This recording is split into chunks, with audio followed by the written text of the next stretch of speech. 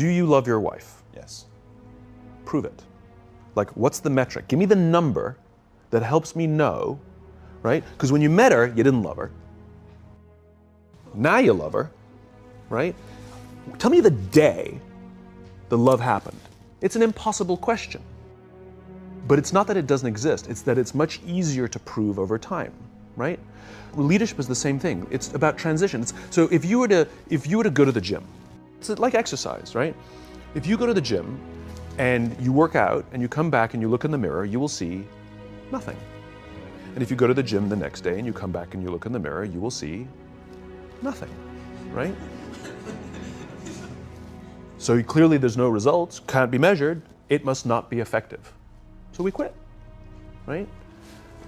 Or if you fundamentally believe that this is the right course of action and you stick with it, like in a relationship, I bought her flowers and I wished her happy birthday, and she doesn't love me. Clearly I'll give up. That's not what happens. If you believe there's something there, you commit yourself to an act of service. You commit yourself to the regime, the exercise. You can screw it up. You can eat chocolate cake one day. You can skip a day or two. You know, it allows for that. But if you stick with it consistently, I'm not exactly sure what day, but I know you'll start getting into shape. I know it. And the same with the relationship. It's not about the events. It's not about intensity. It's about consistency, right? You go to the dentist twice a year, your teeth will fall out. You have to brush your teeth every day for 2 minutes. What does brushing your teeth twice a day for 2 minutes do? Nothing. Unless you do it every day, twice a day for 2 minutes. Right? It's the consistency. Going to the gym for 9 hours does not get you into shape. Working out every day for 20 minutes gets you into shape.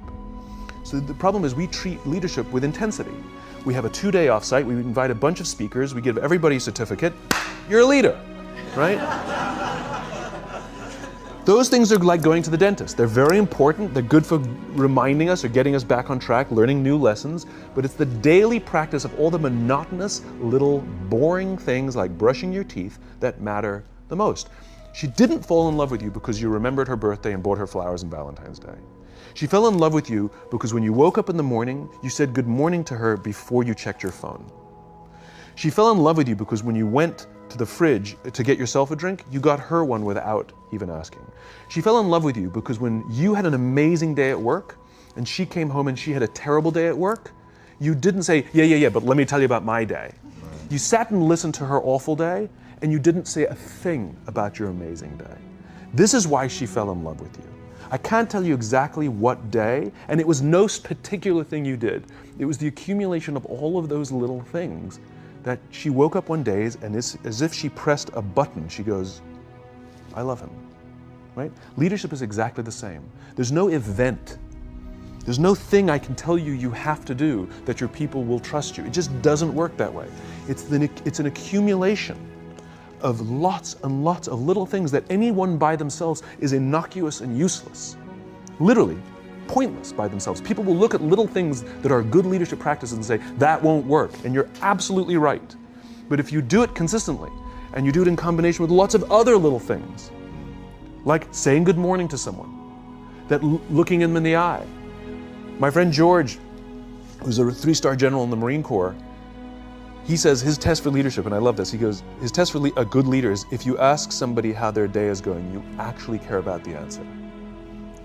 The number of times we're walking to a meeting, we're rushing, we go, how are you? Not good, I got to get to you later, I'm late for a meeting. Right. If you ask the question, you were standing there and you were listening to the answer. It's those little innocuous things that you do over and over and over and over that people will say, I love my job. Not I like my job. I like my job means, yeah, the challenge is great, they pay me well, I like the people. I love my job means, I don't want to work anywhere else. I don't care how much somebody else is willing to pay me. I'm devoted to the people here, and I care desperately about the people here as if they were my family. In business, we have colleagues and coworkers. In the military, they have brothers and sisters. That's how they think of each other. If you really have a strong corporate culture, the people will think of each other like brothers and sisters. It's like a family, right? No, brothers and sisters. Deep love. Fight, but the love doesn't go away. Bicker, the love doesn't go away. And I'll fight with my sister, but if you threaten my sister, you're going to have to deal with me. Right? We'll fight internally, we'll bicker with each other, but nobody's going to hurt each other. And if anything from the outside shows up, you're looking at a unified front. Brothers and sisters. Now, how do you create brothers and sisters out of strangers? Common beliefs, common values, parents, in other words, executives who care about their children's success, who care to raise their children, teach them skills, discipline them when necessary, help them build their self-confidence so that they can go on and achieve something more than you could have ever imagined achieving for yourself. That's leadership.